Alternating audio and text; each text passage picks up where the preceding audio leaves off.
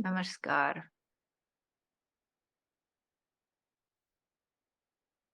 Free energy is not free. All life contains energy. Human beings have learned to split the atom because in a single atom there is so much energy that when you split that atom, a tremendous amount of energy is released.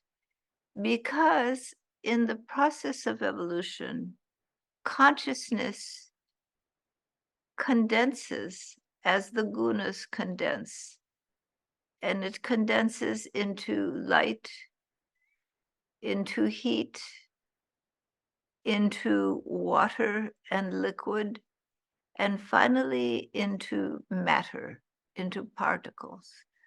But the same amount of vital force that has expanded in vast consciousness has consolidated into that single particle, that single atom.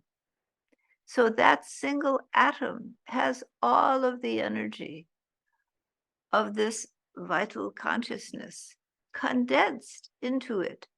So it is not free energy, but it is a matter of releasing the bondage of the gunas so that tamaguna does not dominate, but rajaguna dominates. When rajaguna dominates, there is heat and there is light and there is energy. So naturally in this world, there is a combination of that which is dominated by sattva, that which is dominated by rajas, and that which is dominated by tamas. So there are varying degrees of consolidation of consciousness into different forms. The material form, the atom, the particle, are simply a matter of the condensation of energy by the binding principles holding it in place. When those binding principles loosen, it becomes energy. That which has been matter becomes energy. So it is a matter of loosening the binding principles and therefore releasing the vital force. But if they are released too far, then rajas does not dominate, but sattva dominates. So in the formation of life,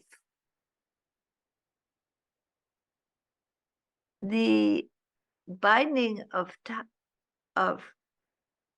tamas, the binding of the particle, the coalescing, the most dominant force for constriction, is loosened.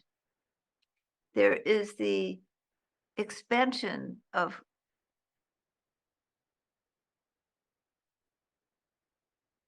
the energy back towards consciousness. It does not expand into light or into heat, but it expands into consciousness because sattva is present. Sattva becomes attached to particles or the material universe, therefore forming mind, individual minds formed out of the loosening of the bonds of the gunas and therefore the freeing of consciousness to a degree that it forms mind, because it is dominated by sattva, not by rajas. But if it is released to the point where rajas dominates, then it will be vital energy, energy, pure energy. So the question is, they have learned in the laboratory how to split the atom and therefore release a great amount of energy, not into consciousness, not into life, but into energy. The question is how this process can be done more smoothly, more simply, how energy can be released from the atom without the destruction of the atom, but merely the modification of the atom, as is the natural process when consciousness builds too much pressure inside the atom and therefore breaks free into sattva and life forms.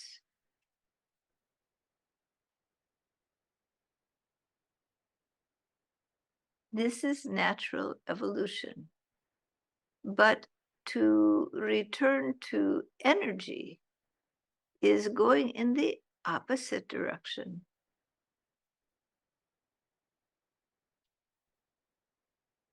All the energy you want, all the energy that you need is here in every atom of this physical universe.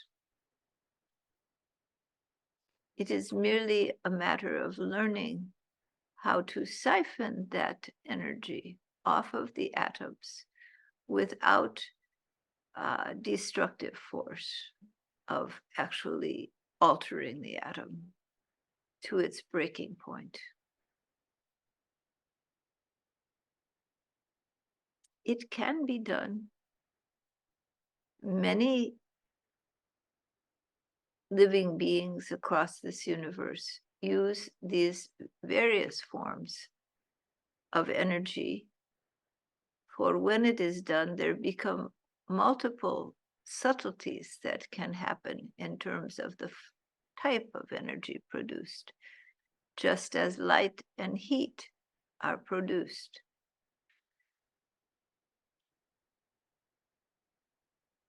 Explosion can be produced, but vital energy can be produced. Many different subtleties of energy can be produced. There are different types of energy. And so some races exist on one type or another, but most advanced races you will find use some form of energy.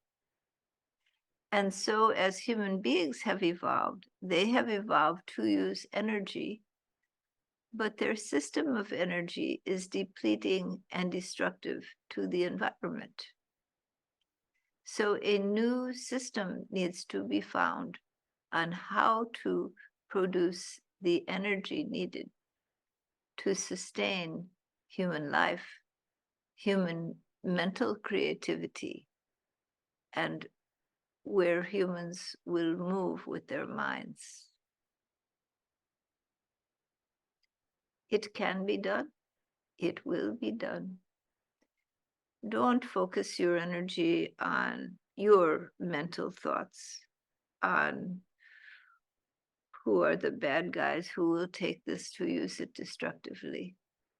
There are higher forces in this universe guiding certain principles.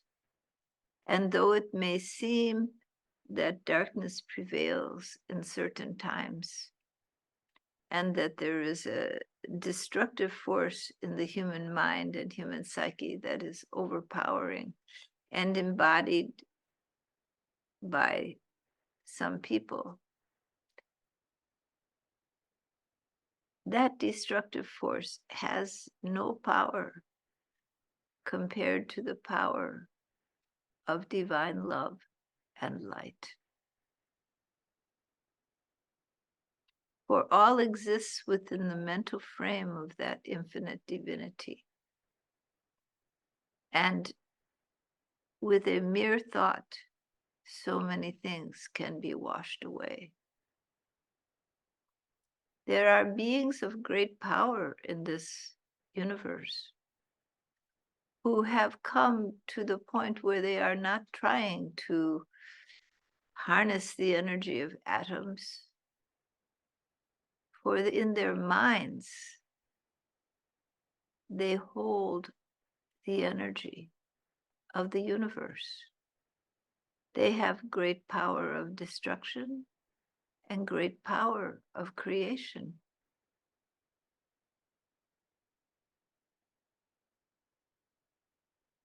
And the maturity and the wisdom to use that power. So, do you think you are alone in this cosmos?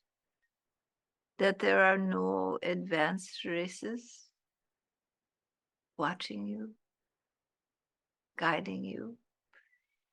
You are children in this vast cosmological order. And there are those who are much more advanced, sometimes may be thought of as gods, depicted in mythology as gods and goddesses with great powers, who can, by the force of their minds, change things in a flick.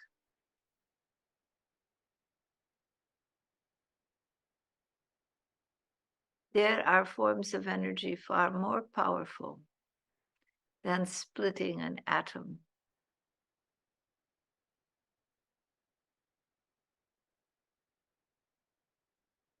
So you should not think you are alone and without assistance.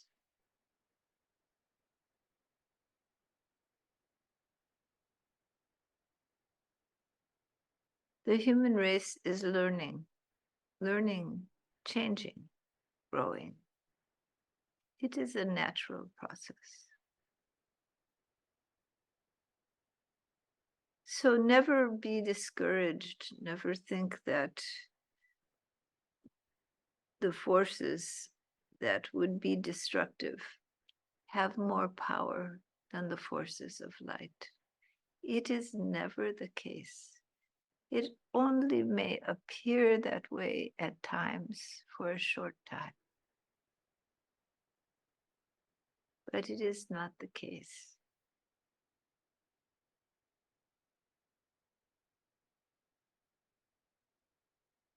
And know that there is guidance, light, and assistance, and that human beings are not without resources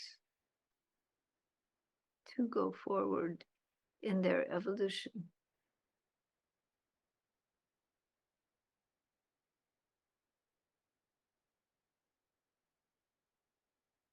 Evolution is both individual and cosmic. There is collective evolution. There is your personal, individual evolution. The yogis say that as an individual entity, you can complete the cycle and move beyond your material existence into sublime being. You don't need to have an energy machine or any device at all to make this transition. But it requires a discipline of the mind. Not only the intellect, but the heart and the totality of being. You have the capacity to know the vastness of this cosmos. All lies within each and every individual.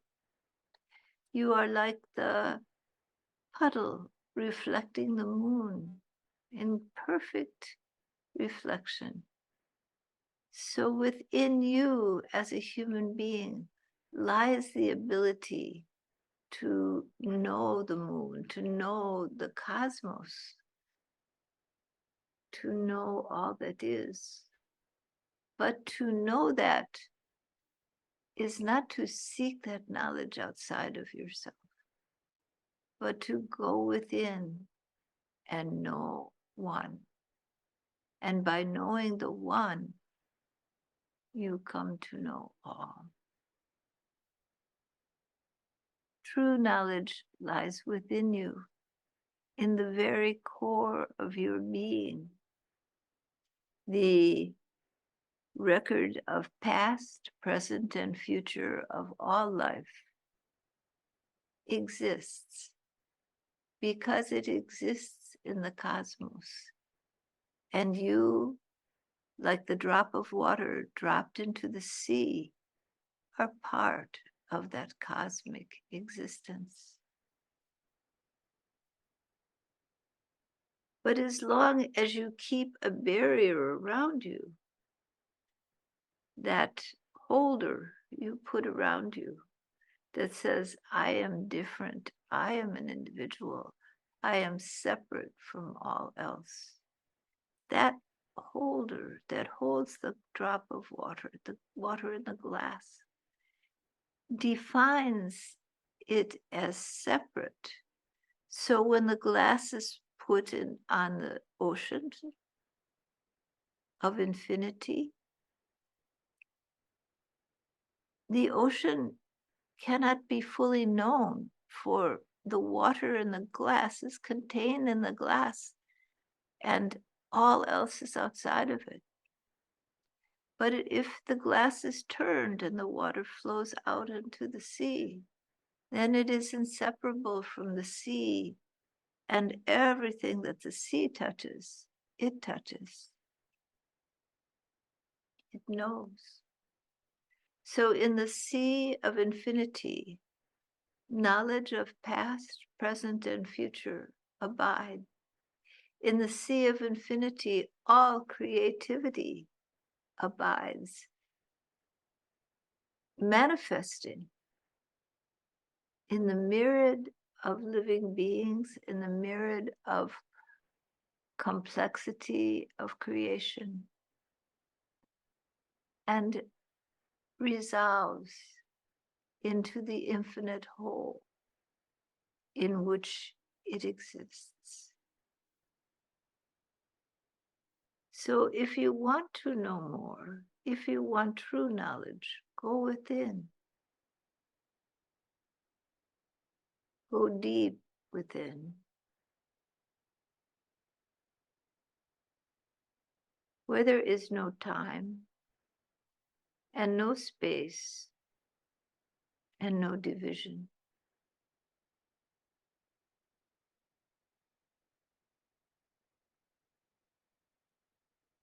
And there find the mind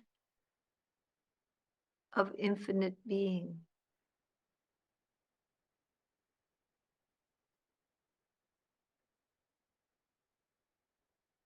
There you will know what is to come, what has been, and what is. And there you find an even deeper knowledge than the mere flow of creation.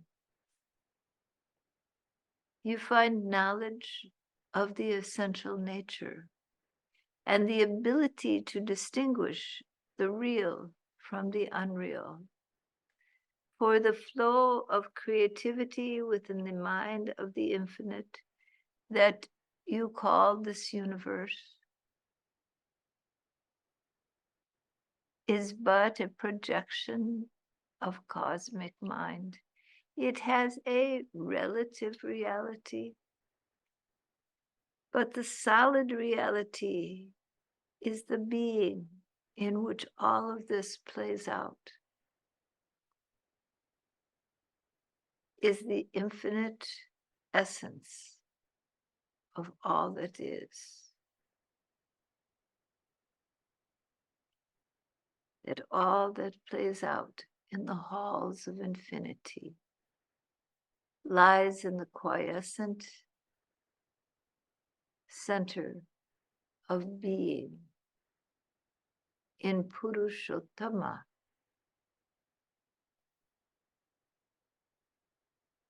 This quiescent center of being is not only the core of you, the water in the glass, but the essence, the heart of the ocean itself is the ocean in essence. When you flow from the glass, when the glass tips over and you flow into the sea, you flow into this sea, which going deep has a core, an essence of being, from which all that is flows forward and out. All that has been, all that will be, abides within this core and is on the outside of this core. For the core is the core of your own heart, the core of eternal being.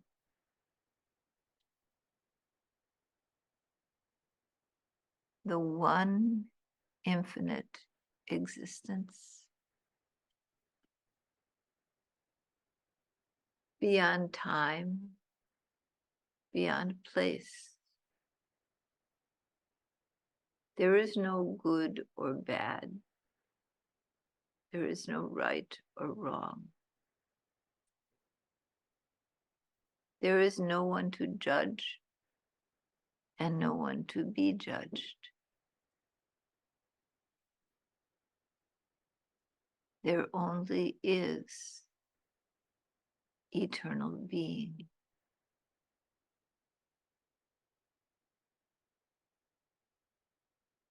Read from the glass into the ocean of infinity.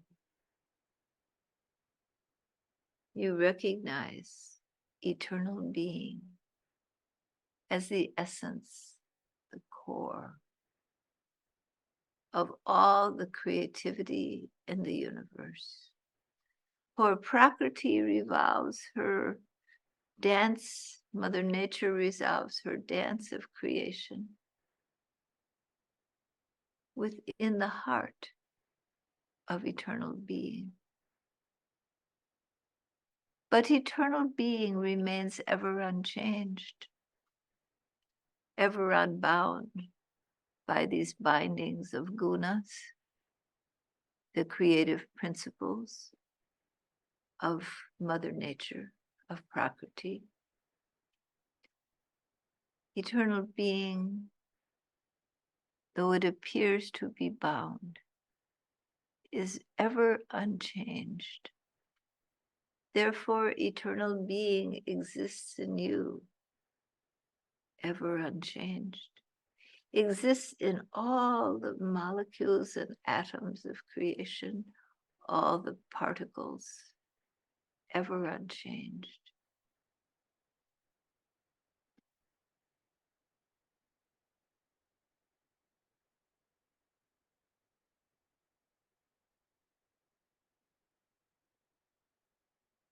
In the heart of your being, in the heart of your essence, is this unchanging existence. Pure, eternal, immortal.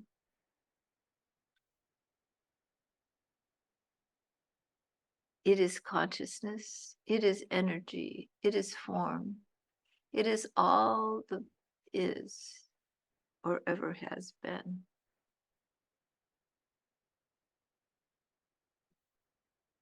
There are times when you have practiced long years of discipline of the mind,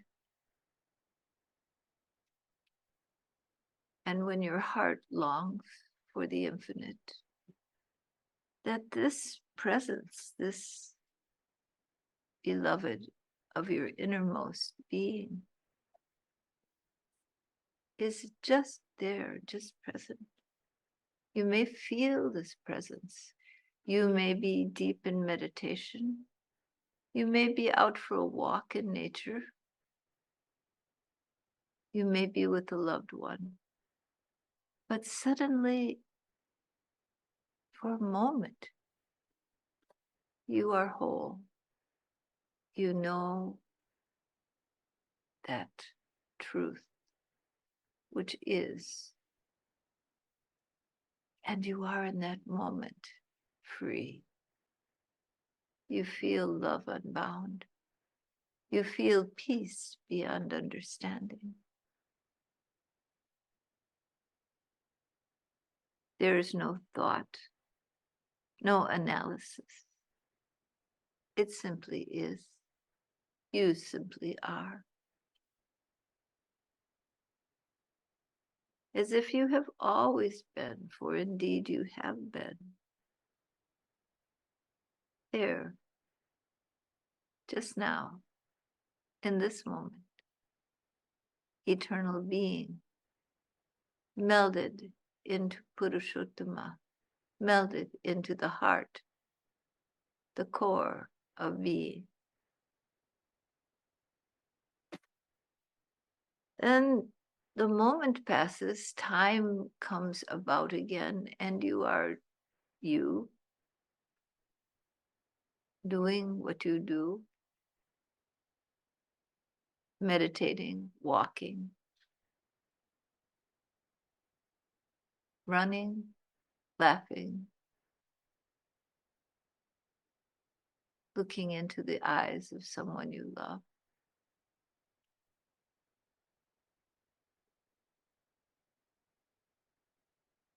Then again, a moment passes, and you are in the infinite.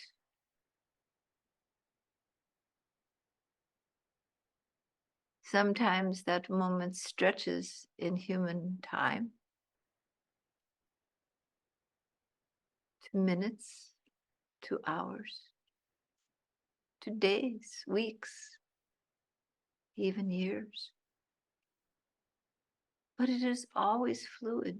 You move into it, and then you appear to move out of it into the body consciousness, the body-mind individualness.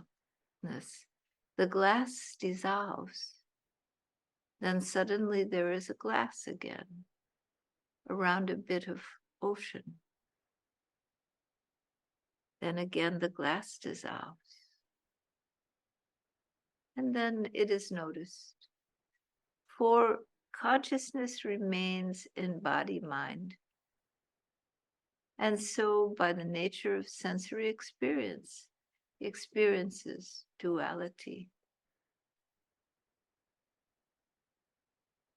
Until such a time comes when the barriers of I and thou truly begin to fade. And slowly, slowly, the duality of these two experiences begins to dissolve into the unity of wholeness that does not change.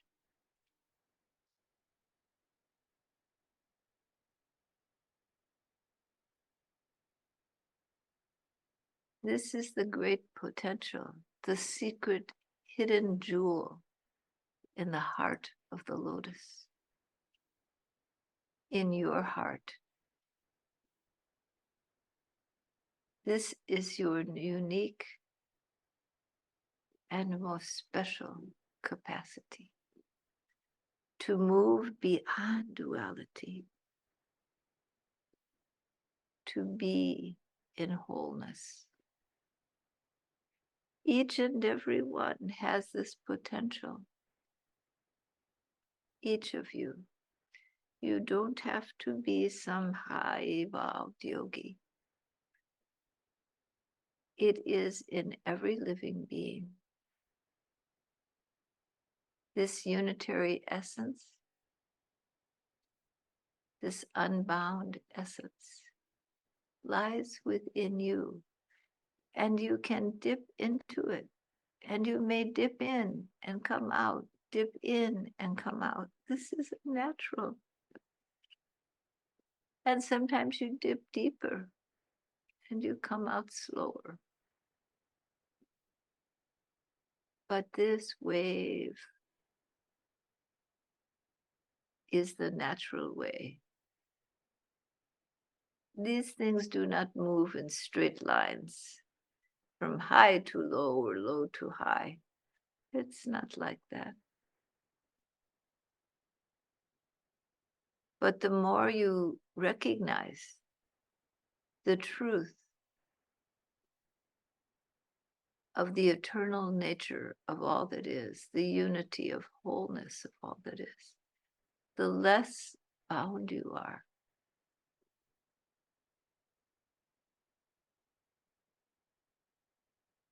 The less you tend to move out of it.